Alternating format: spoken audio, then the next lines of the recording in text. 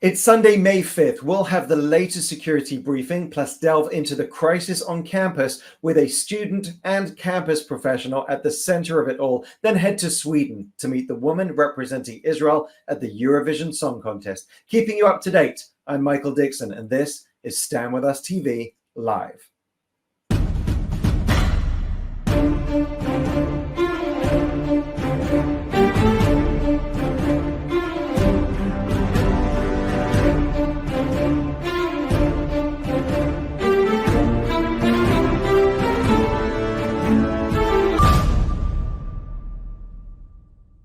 Shalom, we're live from Israel, and as we go to air, Yom HaShoah, the Holocaust Remembrance Day, is beginning in Israel. A day especially symbolic as we remember not just the 6 million Jews murdered by the Nazis in 1945, but the worst massacre of Jews since then on October the 7th. May all their memories be a blessing. A packed briefing for you today. We'll head to Tel Aviv, New York, Los Angeles, and Sweden. And in a moment, our latest security briefing. But first, a message from CEO and co-founder of Stand With Us, Rose Rothstein, responding to the pro-Hamas encampments sweeping U.S. campuses. Let's take a moment to set the record straight on the messaging at these encampments now on over 50 campuses across the United States. What we expect when we have disagreements with people, even about issues that are difficult to discuss, is that we agree to disagree, that we walk away after a civil conversation, still friends, but understanding one another just a little bit better. That is what we expect.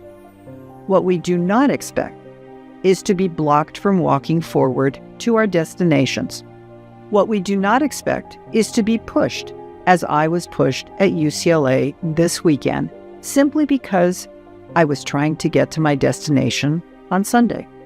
What we do not expect is to see Hezbollah flags or Nazi slogans like Final Solution at some of these encampments, or to hear that Zionists do not deserve to live, as was stated by a leader at the Columbia encampment. What we do not expect is for our students not to be able to use a university library to study for finals because they do not have the right wristbands because they are Jewish, or that Jewish students need to take the long way around a campus to reach their destinations because their paths are blocked because they are Jews. This is not Nazi Germany, and this is not the 1930s. Where are the administrations? Why are they taking so long on most of these campuses to deal with this blatant discrimination against Jews? Why aren't campuses implementing their own rules on campus? And more on the crisis on campus coming up a little later. But first, let's get the latest on the war. Joining me live is former IDF international spokesperson and senior fellow for the Foundation of Defense of Democracies, Lieutenant Colonel Jonathan Conricus. Lieutenant Colonel, thank you as ever for joining us. Thank you very much for having me again. Good to be back. And so a frenetic time here in the Middle East, talk of a hostage deal, but rebuttal after rebuttal from Hamas. Is an operation on Rafah about to be launched? Yes, well, it seems that Hamas isn't interested in handing over hostages. They're indicating that they continue to torment and terrorize Israeli families of hostages and, of course, hold virtually entire Israel waiting for their decisions, which is quite an absurd situation. We've been waiting for more than 4 months, and now Israel has put down a deadline. A few days ago, we said a week. And it doesn't look as if Hamas is interested in doing a deal, which means that an Israeli operation on Rafah is imminent. I can tell you that the IDF is ready, has approved its plans, rehearsed its plans, and if Hamas continues to say no and basically demand that Israel end the war in order to get our hostages back, then I think we will see the move on Rafah start quite shortly. The first stage will be getting civilian Palestinians out. Second stage, going in and making Hamas pay for the atrocities of October the 7th and all of the other things that they have done since. And of course, we've seen international pressure on Israel not to conduct that campaign. But what are the stakes for Israel, for the region, for the West, for the world, if Hamas is not beaten? I think it's very simple. If Israel doesn't take Rafah, then it cannot defeat Hamas. Hamas will continue to exist, and it will have the future option to rebuild itself, which means Hamas wins, Israel loses. That is a scenario that really is a nightmare scenario for anybody that loves freedom, cherishes life, and wants to see peace and stability in the Middle East. It's a victory for Iran. It's a victory for darkness. It's a victory for extremism and terror. And it would be a failure for Israel. That will not happen. I have confidence and I believe that the IDF will get the orders to do it. And then the IDF will be able to execute those plans and go to Rafah, cut the tunnels, dismantle Hamas infrastructure there, and then continue fighting. Let's not fool ourselves. Rafah will be taken, but there will still be fighting after Rafah. It is not the final battle. There will still be Hamas terrorists hiding among civilians in Gaza, and there will still be weapons there, and Israel will have to root them out over many months. But Israel cannot win, cannot defend Israeli civilians without taking Rafah. And anybody that claims different is either uninformed or knowingly misleading. Israel made a decision today to shut down the Qatari-run Al Jazeera network that's based in Israel. Take us behind the media operation and how news gets presented and also misrepresented from Gaza to the world. Well, it's about high time that Al Jazeera, which really has been fomenting violence, supporting terror, and really been part of the executive capabilities that Hamas has, a very important part of inciting violence and glorifying jihad and martyrdom. And I think it's about time that Israel made this step. It's important that it was done slowly and carefully. And what we've seen before October the 7th, but more so after October the 7th, is a situation where all of the Hamas exclusives, all of the footage of hostages, and all of the most gruesome videos that Hamas wants out to the world, they have one strong, steadfast way to do that, and that is the Qatari-owned and operated network Al Jazeera. And I think that even if many Arab regimes around the Middle East won't come out and say it openly, I think they are just as happy as Israelis are now that Al Jazeera is taking a step back or is being forced out of here, because that is something that I think concerns every regime and every government in the area that is interested in stability. And a few words about, people don't know. And people trust when they read the New York Times, CNN, BBC, Associated Press, Reuters, and many other agencies. And they think that the news that they read from Gaza are generated by Western reporters. That isn't the case. Almost everything that is written and reported out of Gaza is done and reported and filmed and edited in some cases by Palestinian fixers who live and who live in Gaza. Now, why does that matter? There are, of course, I'm sure, many Palestinians that can be good and honest reporters, but in Gaza, you cannot be an honest reporter, because if you report something that isn't to the liking of Hamas, you are first warned, and the second time you make a mistake, you face consequences, and they can be extremely brutal and even fatal. And that's an excellent way that Hamas has been controlling the media, controlling the narrative, and most Western media has been playing along with this for a very, very long time. When Hamas is defeated, that will change, and then we will see totally different pictures and voices and stories coming out of the Gaza Strip, and maybe then Palestinian civilians will be able to speak their minds about Hamas. Finally, you've just returned to Israel from the United States. What's your take on support for Israel in America, and also on the violent protests we've seen on American campuses?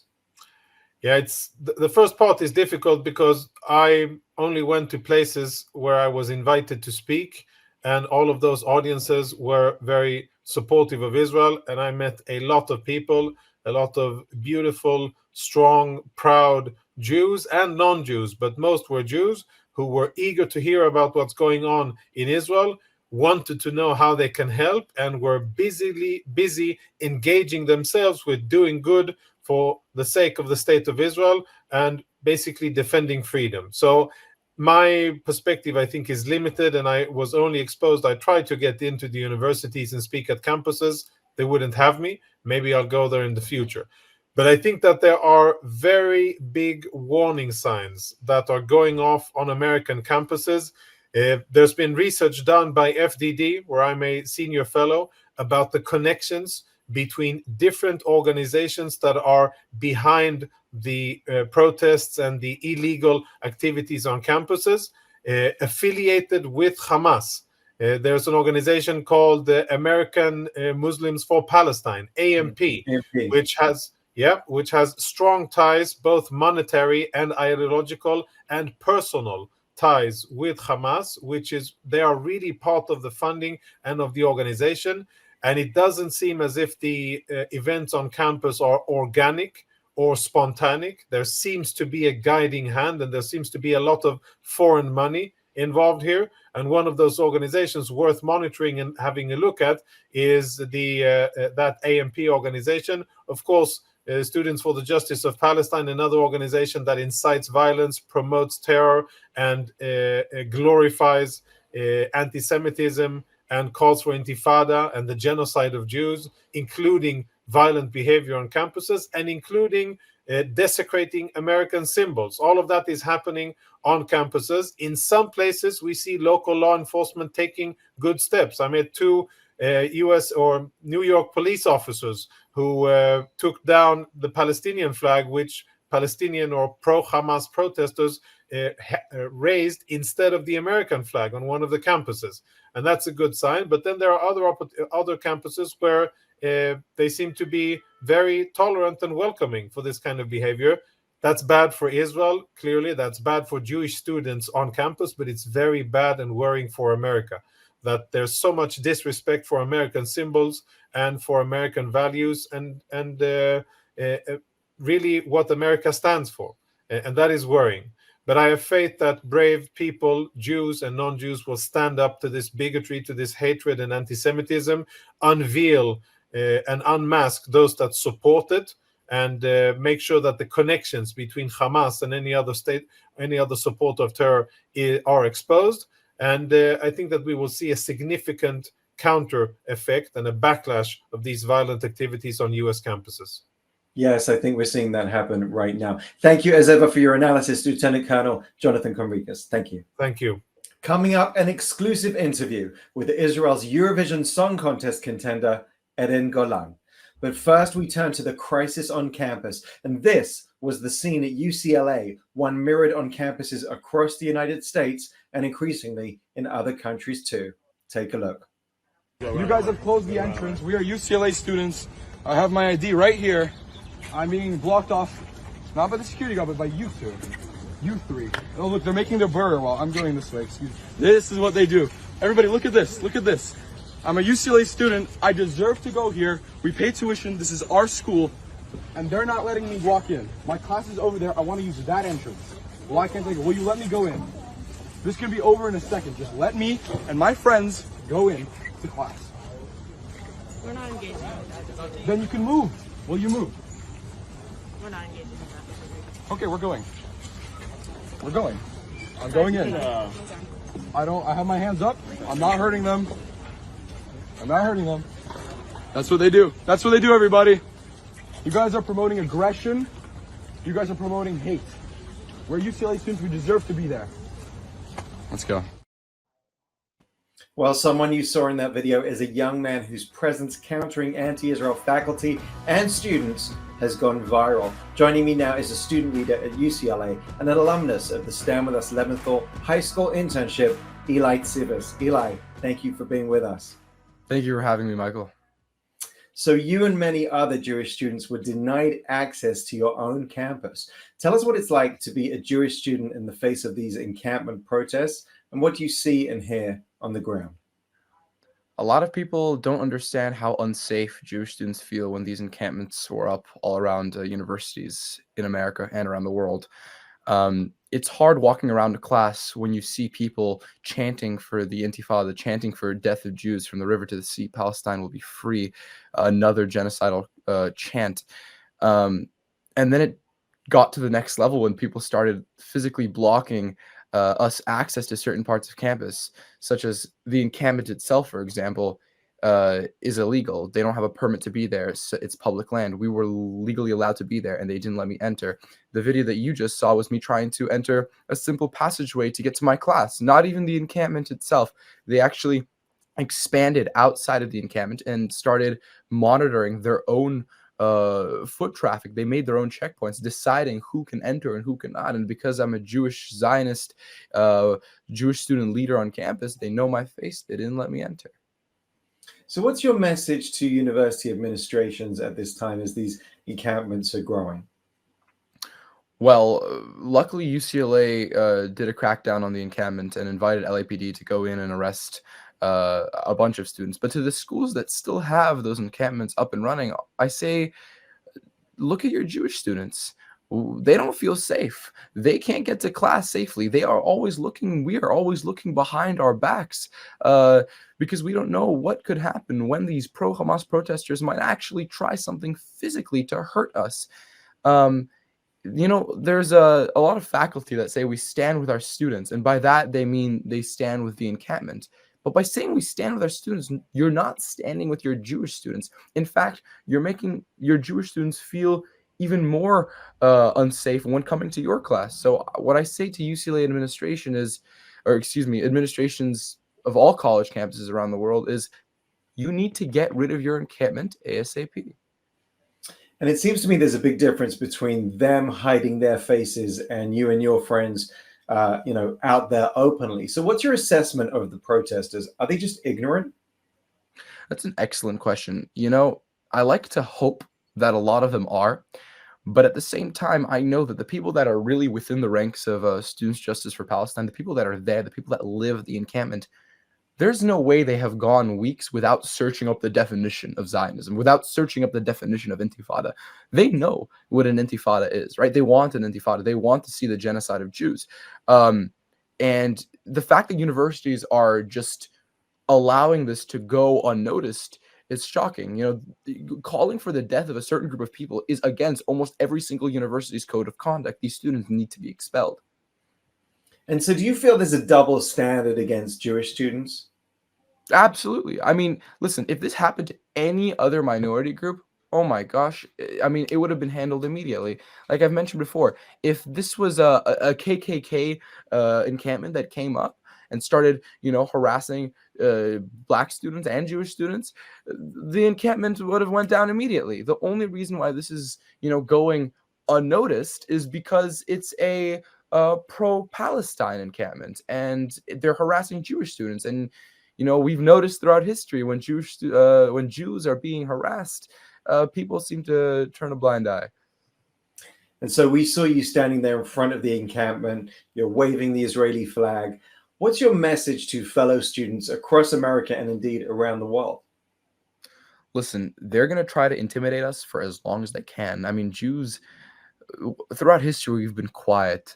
And we've been quiet, and there has been so much backlash for us being quiet. And what I say to Jews and Jewish students around the world is, we're done being quiet. We're going to step up to this aggression, to this hate. We're not Jews with trembling knees.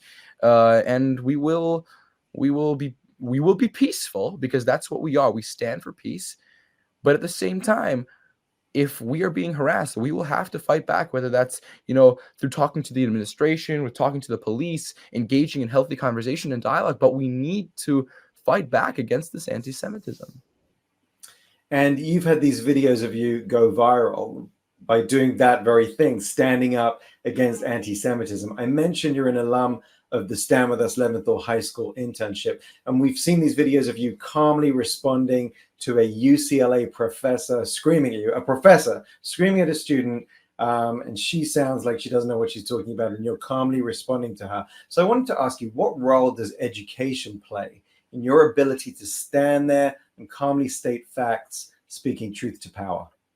Oh my gosh, that's an excellent question. I mean, education is such a key to this entire conflict in general, right? You get one side, our side, that is very much educated. We know what to say. We know how to argue. We all want peace. And then you have your other side, the pro-Hamas side, who really has no clue. They couldn't even point to you Palestine on the map if you asked them to. And if we only like started seriously educating these people in high school, in middle school, and in college, because you have professors that are absolutely uneducated and are spewing false information to these students, that would be historic. I mean, we could change the way we go about conversation. I mean, in the Leventhal program, I was not just taught about the conflict, I was taught how to teach.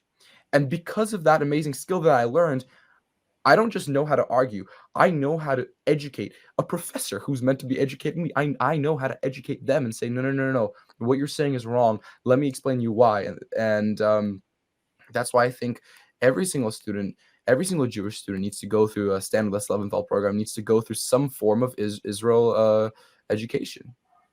And then it takes the guts to stand up and be that leader, which you have been. Eli, thank you for your leadership and thank you for your strong message to your fellow students. Thank you so much for having me. All of us are being lied to through some of the key slogans at these encampments. We are actually being gaslit. We are being manipulated. And the uninformed, low information people are the most vulnerable to this form of lying. So listen to this. Israel and its supporters are being accused of genocide. But genocide is connected to intention. Like the Nazis openly said, they intended to murder the Jews of Europe, like my family. And that is what they did. So 2 things about this vicious, false accusation. Gaza's civilians have been hurt and killed because they are being put in harm's way by Hamas. Hamas is protecting its terrorists with Gaza's civilians. This is an unprecedented war that Israel is fighting, and it is horrific that civilians have died. However, keep in mind that whatever number the Hamas Ministry of Health puts out there that were killed in Gaza, subtract 13,000 from that number, because according to Israel, those were Hamas terrorists that were killed by Israel. But who really has the intention to commit genocide? Surprise, surprise, it's Hamas. Hamas openly talks about destroying Israel, and Hamas openly tries to commit genocide in Israel since they took over Gaza in 2007. Their own charter threatens Israel and Jews with elimination. That's intention. That's genocide. They, like the Nazis, tell you their intention, and then they act on it. And look at their monstrous behavior on October 7th, and listen to their words. They are threatening to repeat October 7th again and again. So who is genocidal? Who admits that they are genocidal and has the open intention of being genocidal and acts on their intention? Hamas. That is why the people at these encampments are accusing Israel of genocide, because they want to deflect from the real genocidal monsters, Hamas, the ones who tell you they want to kill Jews and destroy Israel, the ones who committed beheadings, rapes, and burned people alive on October 7th, tortured children in front of their parents, and murdered 1,200 people with their hands, their guns, their grenades, their knives, their fires, and they gleefully posted their monstrous videos and then kidnapped hundreds of hostages into Gaza. So hey, encampment people, we know that you're lying and that you're trying to flip the whole thing on Israel, when in fact you are the ones who support Hamas and their genocide. What's most important now is that Hamas give Israel back the hostages they took and that they surrender control over Gaza so there can be a better future for Israelis and Palestinians alike. Let me close with this, my message to the encampment people and everyone else. Long after the encampments are gone, long after all of you who support Hamas have stopped your lies on campus and have gone home, there will still be a strong state of Israel, in spite of you, in spite of your lies, and in spite of your deception. Am Yisrael Chai. Joining us from New York is Associate Director of Campus Strategy for Stand With Us, Shira Gould. Shira, welcome to the show. Hi, Michael. Thank you so much. Great to be here. Thank you. And we've all been watching in horror at the rise of anti-Israel protests and encampments. Can you give us some insights into the tactics being employed by these anti-Israel hate groups? Yeah, we have been working at Stand With Us with students for over 2 decades now, combating hate and misinformation, anti-Semitism, and, these conspiracy theories and horrible things against Israel. And we've seen a dramatic rise in all of these issues since October 7th, unfortunately culminating with these encampment-style protests that are happening around the country. What we're seeing now is students creating these camps on campus in centrally located areas, often the main quads. They're camping overnight. They're chanting hateful slogans and decorating the encampment with hateful signs. They are preventing Jewish and Zionist students from accessing campus spaces, from going through the main quad. And these encampments are meant to be disruptive. We have a document released by students at Columbia and Yale who are part of the encampments, basically promoting their intention to continue escalating and occupying more and more spaces on more and more campuses until administrations around the country start to cave to their demands, which of course their central demand is for the university to boycott, divest, and sanction against Israel and join, the hateful BDS movement that we have been battling for decades now, 2 decades at least. The BDS movement has always been something that we have been concerned about as a community because of its widespread use of misinformation, its use of anti-Semitic tropes, and the hate spewed by many of its leaders and indeed its co-founder. And most recently, they actually came out and endorsed the October 7th massacre as powerful. And so it's no surprise that these encampments are turning into an environment with the hate that this movement promotes.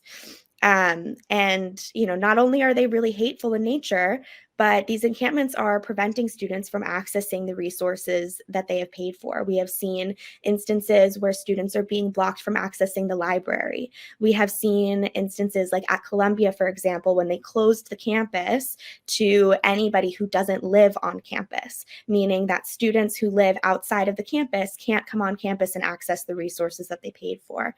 We've seen instances where TAs or professors have canceled their classes and or moved them into the encampment, which of course means that Jewish and Israeli and Zionist students can't attend. Some schools have even opted to offer virtual courses for students who feel unsafe. Notably, they do this rather than enforcing their own policies to actually ensure student safety. But these are presenting a really difficult challenge for many of our students. And, Jewish and Zionist identities are the primary targets of these encampments. But of course, these protests negatively impact the entire campus climate. And to make matters worse, a good portion of these agitators at many of these encampments come from off campus, even at private universities. I met with a student last week from a private university in Chicago, and one of them shared that when she was walking around campus one night, a grown man approached her and said, and she was wearing identifiably Jewish and Zionist symbols, and he told her to return to Germany to be gassed. Wow. When I was a student on campus, and even now, but especially as a student on my private, safe college campus, best practice was don't walk alone at night, right? And now imagine how students are feeling knowing that there's this hateful campaign that is escalating each day with people participating that have no connection to campus and nobody knows who they are. There's a really increased sense of fear on these campuses right now. So how is Stand With Us responding to these encampments, and what kind of support are we giving to Jewish and pro-Israel students on the ground? Yeah. We are working around the clock to help students respond to these issues and to prevent escalation wherever possible. And we have departments devoted to the needs of students that approach this from multiple different angles. We, of course, have our incredibly devoted legal team working around the clock to help protect and enforce student rights.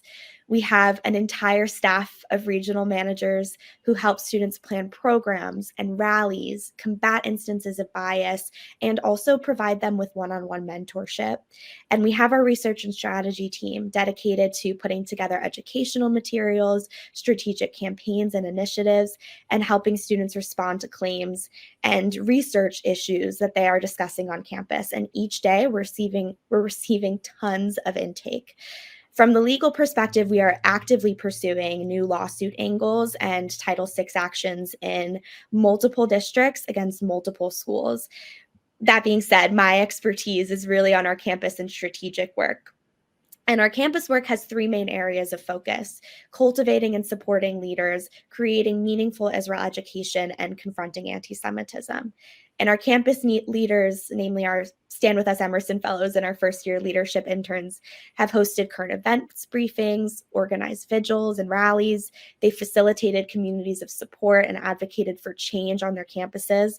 And we've helped students mobilize in the face of, bias, ceasefire, or divestment resolutions, report and respond to bias in the classroom, counter misinformation online, and also connect with allies, which is a huge issue right now.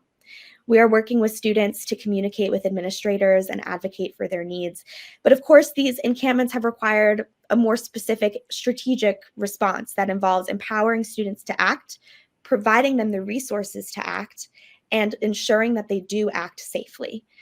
We've created an entire toolkit that helps students plan counter demonstrations and rallies. We've provided them with guidance and best practices for standing tall in the face of this hate while also staying safe. And we're helping students write and publish op-eds and letters, helping students figure out which talking points will help them best communicate their story and which will best resonate on their campuses. And we're putting together materials for counter campaigns like petitions, peace movement pledges, and in some cases where students are feeling especially vulnerable or need a little bit extra confidence in ensuring their own safety, we'll also even help them organize events like Krav Maga classes. And of course, we're constantly working to keep our educational material up to date. We're constantly rethinking and reevaluating our strategies for addressing these issues and coming up with new ways to approach these challenging situations. And so, shameless plug, if you watching or anyone are having these issues on campus, please have them reach out yourself to campus@standwithus.com. And so finally, what advice or action items would you offer to Jewish or pro-Israel students who may feel intimidated or threatened by the protests that they're seeing? Yeah, first, I would say it's perfectly reasonable to be scared right now. Since October 7th, I have been telling students that I do not envy their position. And for me, that's even truer now. You are facing challenges that we have not seen in decades. That being said, it has never been more important to practice bravery and conviction. And I say practice intentionally. Each time you act and you stand tall in big ways and in small ways, doing it the next time will get easier. And despite the horrific rhetoric and violence that we are seeing on campuses, our generation of Jews has more security, freedom, rights, and even allies than ever before. And all of those are guaranteed to us, especially through the cause that we're fighting for, which is Israel's right to exist, of course. So my best advice is to stand tall, stay proud of who you are, and keep fighting. You are standing on the shoulders of generations of Jews who have taken on this type of hate and won. And you have their stories, their traditions, and their strength and their legacy. And like them, we will come out of this stronger than before. The Jewish people are not going anywhere. Israel is not going anywhere, and we are not going anywhere. So don't let these students who know nothing about you, your identity, Israel, or this conflict ever make you doubt that. And for the community members watching, you have a crucial role too. Now more than ever, it's really important that we focus all of our efforts on uplifting our students, amplifying their voices, following their lead, and raising them up as the future leaders of the movement. But of course, most importantly, we cannot allow these campus extremists to distract us from what matters most in this moment, which is bringing home the hostages and freeing Israelis and Palestinians from the terror of Hamas. And that's what we're going to do.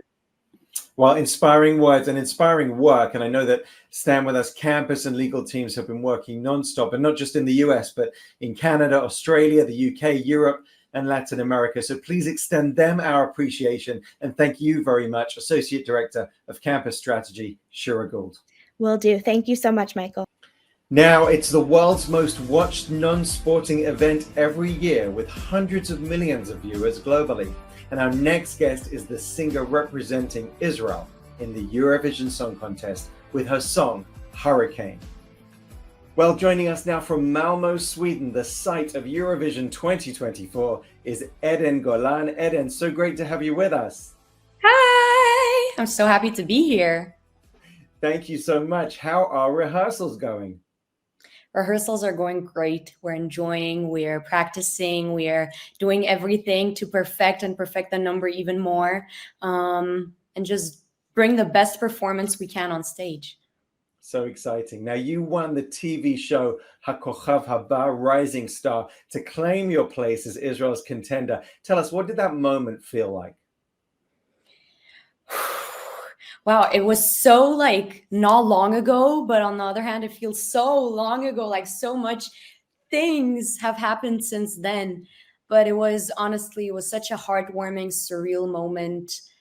I worked so hard to get to the place that I am, many, many years of hard work and persistence and not giving up. And it was amazing to feel the warmth from people that are listening to me, and I'm eternally grateful for all the love I got and I'm getting, and it's amazing. It's like a dream come true. And what does it mean to be representing Israel in the competition this year of all years? Exactly, this year of all years, it is something on a whole other level. It has such a big meaning and such a deep meaning because of everything that our country and our people had to go through. We are here to show that we are strong and emotional and beautiful, and to show and to let people hear our voices, and to show that we're here and that we're not going to give up, and we have to bring all our hostages. Yeah, and on the TV show I mentioned, you performed I Don't Want to Miss a Thing by Aerosmith, and you dedicated that to all of those missing their loved ones, the hostages, and I'm sure they're at the top of your mind right now. Definitely. There's not a day, not a second, not a minute that goes without thinking of. Now, we just saw footage of people reacting to your song Hurricane from all over the world. They love it. How does that make you feel? Crazy. To be honest, I did not expect to receive the amount of support and love I'm receiving, because of course, when you release a song, any song, you expect there to be positive and negative comments, but the amount of positive comments I'm getting and feedback from people is just so much over than the negative. I barely see any negative comments, which is amazing. And it just shows that we have an amazing song, and that people that think differently and have different opinions still connect to the song. And music has its own beautiful language, and that's the beauty of it. We're all here at the end, united by music. And yeah, I'm here to bring the love. And what's the message you want people to take from the song? Wow. There's many different messages I want people to take from the song. First of all, I want people to feel something and to understand something for themselves. And that can mean different things on different levels. Definitely for our people that are still living something horrible that no one should ever experience. It has a totally different meaning. And we take it to a different place. But for the world, I feel everyone can connect to the song on a different level because the meaning can go different places. I just want them to feel what we are feeling, feel emotional, feel that we're strong and bright and powerful, and end up feeling something. What they feel, it's whatever they connect to. Yeah, it's an emotional ballad. You sing it beautifully. I'm sure it'll be meaningful for so many people. Take us behind the cultural phenomenon that is the Eurovision Song Contest. What's it like to be there? Crazy. It's a crazy experience. It's a whole world of itself. I mean, we're here not for long and we have around a week left. But getting to meet other countries and other contestants, and the arena itself is a whole world. To get from our bubble, our like dressing room, to the stage, it's like you go through so many things. So it's a very fun experience, and it's fun to get to know people and just share things. And there's another Israeli singer as well for Luxembourg, am I right? Stali. I met her already. She's such a wonderful, nice girl. I love her. She's amazing. She has a great song and she's talented in her voice. Yeah, I wish her all the best. I'm happy I got to meet her. That's great. And so Eurovision has some wild and wonderful songs, very different genres. You, of course, have big shoes to fill. Israel's won Eurovision 4 times in the past, and Noah Kirel, we know, came 3rd last year. So here's the big question. Can you win it? Anything can happen. I mean, the fact that we're here and that we're standing on the stage and showing our voice, and we have this crazy opportunity this year, I feel like it's already our trophy, our winning thing.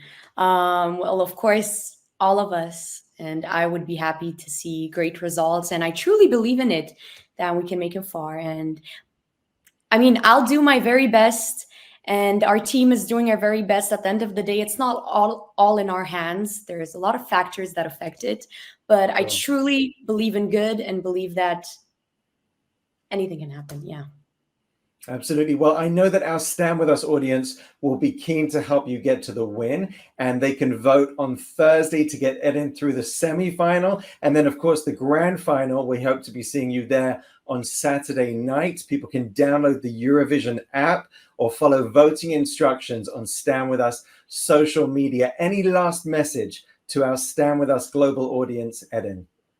I just want to say a huge thank you already for all of the Stand With Us audience, for all the love, for all the votes that hopefully I'm going to get, and that peace and love is stronger than anything in this world, and we need to spread it. And I'm here. And our UK office is heading into their annual fundraising event. So if you're watching from Britain, when you're approached, please do give generously, now more than ever. And we end a packed show with a Yom HaShoah prayer, that the memories of the souls taken from us, both in the Holocaust and on October the 7th, be an eternal blessing. Yehei Zichram Baruch. And as we remember the righteous Gentiles who stood with us then and helped save Jewish life, we recognize those standing with us today too. We're sending support to the IDF and love to our brothers and sisters and allies worldwide. Stay strong and proud, even in the face of hostility. And our prayers for every hostage to be back home with their families soon. Together, we will prevail. Israel Chai. Thanks for watching.